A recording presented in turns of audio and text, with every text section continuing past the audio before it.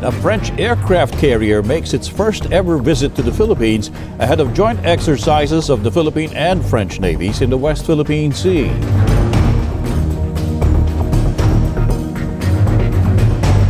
What if the next foreign navy operating alongside the Philippines in the South China Sea isn't American, Japanese, or Australian, but French? That question alone signals something big is shifting. Because right now, Manila is quietly moving closer to Paris, and it could change how power is balanced in some of Asia's most contested waters. The Philippines and France are nearing a strategic defense partnership that would allow French naval forces to operate alongside Philippine troops under a proposed Status of Visiting Forces agreement. On paper, it sounds technical. In reality, it is a strategic message aimed straight at the South China Sea. Think about it this way. For years, the Philippines has leaned on familiar security partners. The United States provides deterrence through treaty obligations. Japan brings logistics, patrol vessels, and Coast Guard cooperation. Australia focuses on joint exercises and training. Now France enters the picture not as a distant European observer, but as a resident Indo-Pacific power with warships, overseas territories, and permanent naval presence stretching from the Indian Ocean to the Pacific. This is not symbolism. This is operational intimacy. France is not new to contested waters. Its navy routinely patrols the Indo-Pacific, protects maritime trade routes, and conducts freedom of navigation operations far from Europe. By partnering with France, the Philippines is effectively widening its security net, making it harder for any single actor to apply pressure without international consequences. Instead of standing alone or relying on one major ally, Manila is slowly building a web of partnerships that complicates escalation. And here's the bigger point most people are missing. This move is not about preparing for war tomorrow. It's about shaping behavior today. When multiple capable navies operate together, share logistics, and understand each other's procedures, it raises the cost of coercion without firing a single shot. That is modern deterrence, quiet, layered, and strategic. So the real question is not why the Philippines is working with France. The real question is this: is Southeast Asia entering an era where regional security is no longer US-centric, but coalition-based? If that's the case, then this Philippines-France defense pact is not a side story. It's a preview of what the next phase of Indo-Pacific security looks like. The Philippines-France defense relationship didn't suddenly emerge. It has been quietly building, step by step, long before today's headlines. The foundation was laid back in 2016 when Manila and Paris signed their first bilateral defense cooperation agreement. At the time, it barely made news, but strategically, it mattered. It opened the door to military dialogue, officer exchanges, and future coordination at a moment when the South China Sea was already becoming more tense. That agreement planted the seed for a deeper relationship that would grow as regional pressure increased. Fast forward to the years between 2023 and 2025, and that seed clearly took root. We will take time during our stay in Manila to build up mutual knowledge and common procedures to be able to operate together at sea in this region. Building up confidence takes time, and the French Navy, as a navy of the Indian Ocean and the Pacific Ocean, has already operated with the Philippine Navy. French naval vessels began showing up more frequently in Philippine waters, not just for courtesy visits, but for joint drills and operational engagement. Most notably, France deployed elements of its Charles de Gaulle aircraft carrier strike group, one of the most powerful naval formations in Europe. When a carrier group of that scale trains near contested waters, it sends a message. France is not a distant spectator in Indo-Pacific security. In 2024, cooperation moved into an even more visible phase when France joined the Balikatan exercises, traditionally dominated by the United States and the Philippines. This was significant. Balikatan is no longer just a bilateral drill.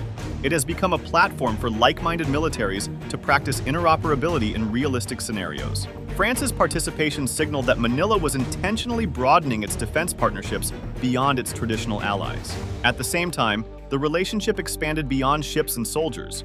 The two countries worked together on maritime domain awareness, sharing information on vessel movements and regional activity through EU-linked platforms such as IORIS. This quieter form of cooperation is just as important as joint exercises.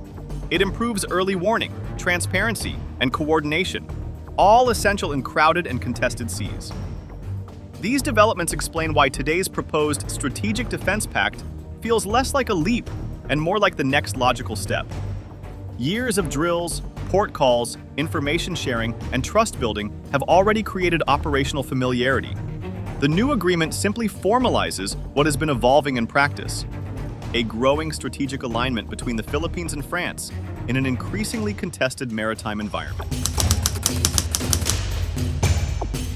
At its core, this new defense deal is not about symbolism.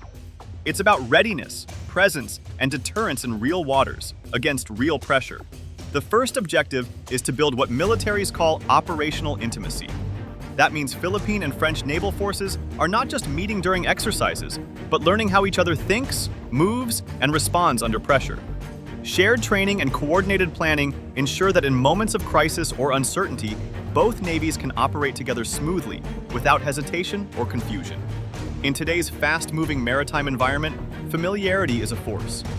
The second goal is far more geographic and far more sensitive: strengthening maritime security in contested areas, especially the West Philippine Sea. This is where Philippine vessels regularly face shadowing, water cannon incidents, and aggressive maneuvering by Chinese maritime forces. A closer partnership with France increases international presence in these waters, reducing the risk that the Philippines can be isolated or pressured quietly.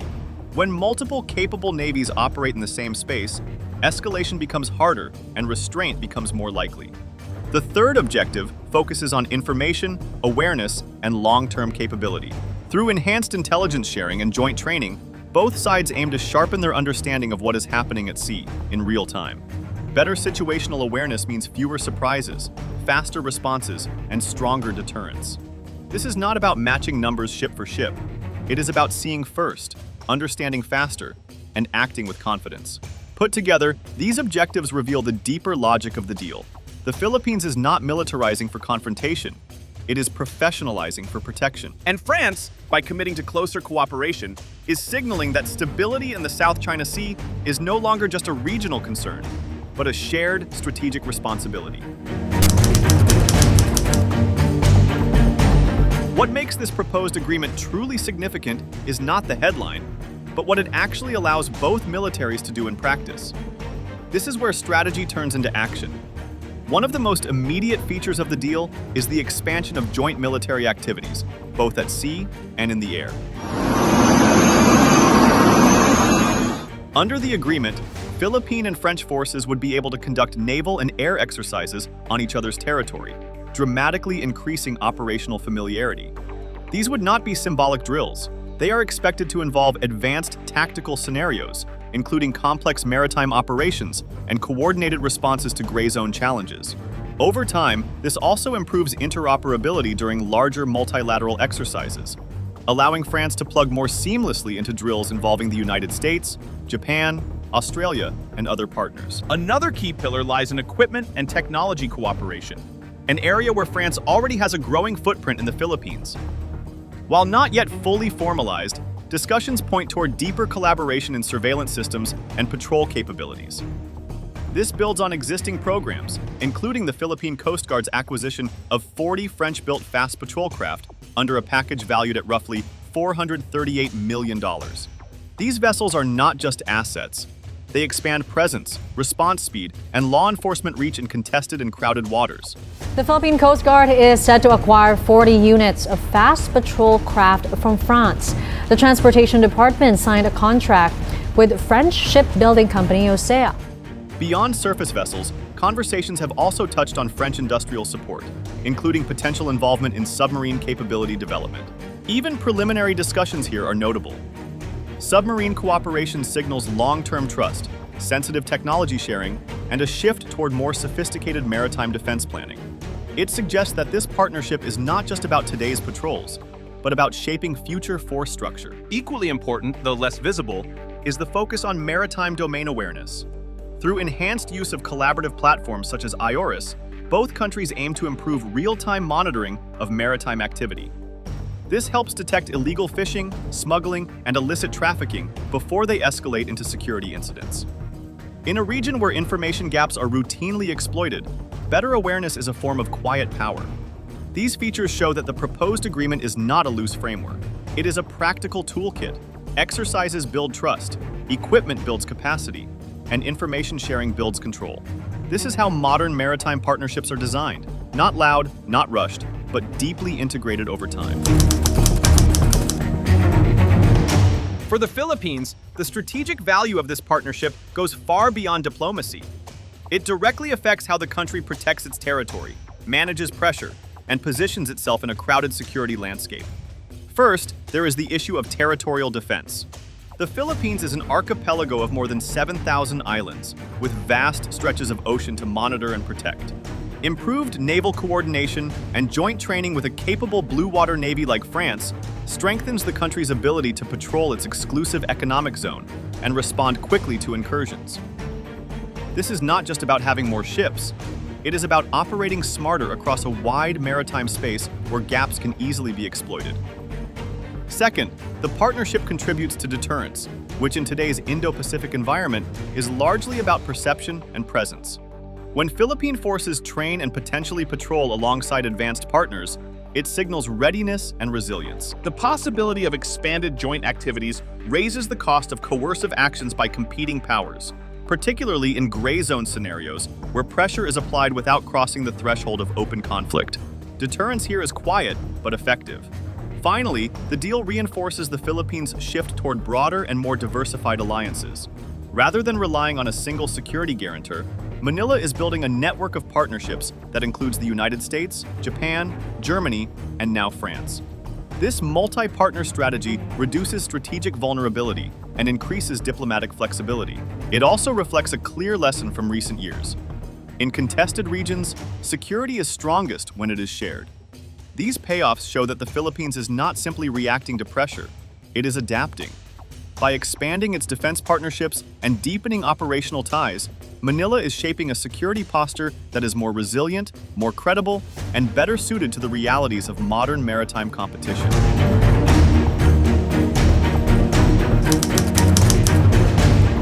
For France, this pact is a strategic multiplier rather than a simple bilateral arrangement.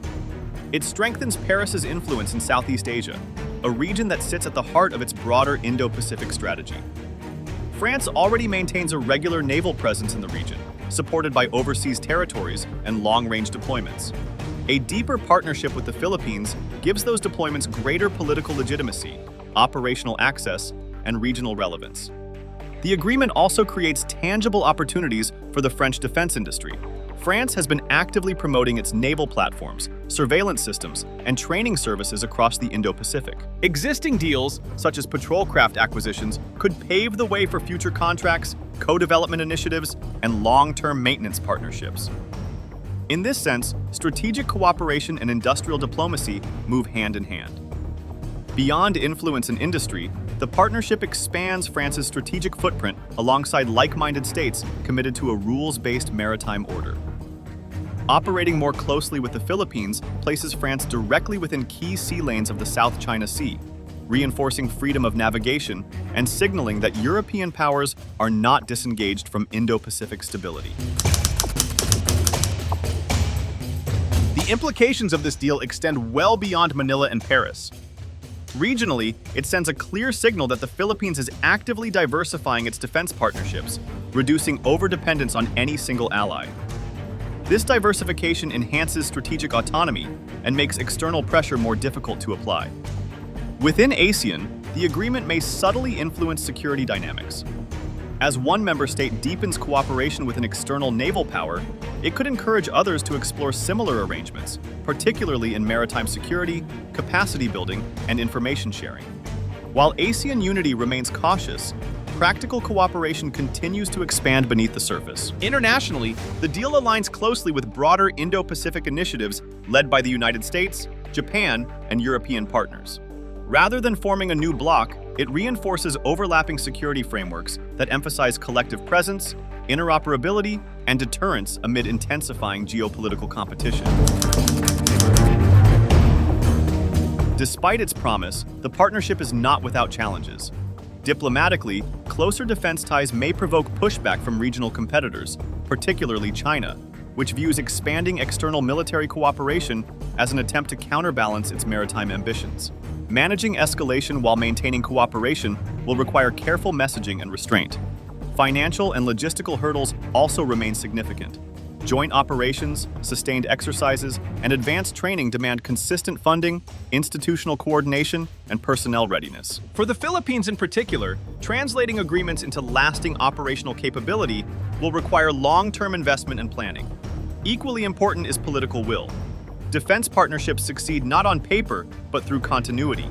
Long-term commitment from both Manila and Paris will be essential to ensure that frameworks evolve into real exercises, shared capabilities, and dependable cooperation. The nearing Philippines-France defense deal marks a milestone in bilateral relations, signaling a new phase of maritime cooperation and operational synergy. What began as limited defense engagement has matured into a strategic partnership shaped by shared concerns and converging interests. With joint exercises on the horizon, equipment cooperation already underway, and diplomats working to finalize the status of visiting forces agreement, the partnership has the potential to significantly enhance maritime readiness and security. Its impact will be felt not just in exercises, but in daily presence and coordination at sea. As regional security challenges continue to evolve, this pact highlights two parallel trends: the Philippines' steady move towards strategic diversification and France's growing commitment to a stable, rules-based Indo-Pacific. Together, they reflect a broader shift toward coalition-based security in one of the world's most contested maritime regions. If you found this analysis valuable, share your perspective in the comments. Your insights help deepen the conversation and sharpen our understanding of evolving regional dynamics. Thank you, and we will see you soon in our next geopolitical discussion.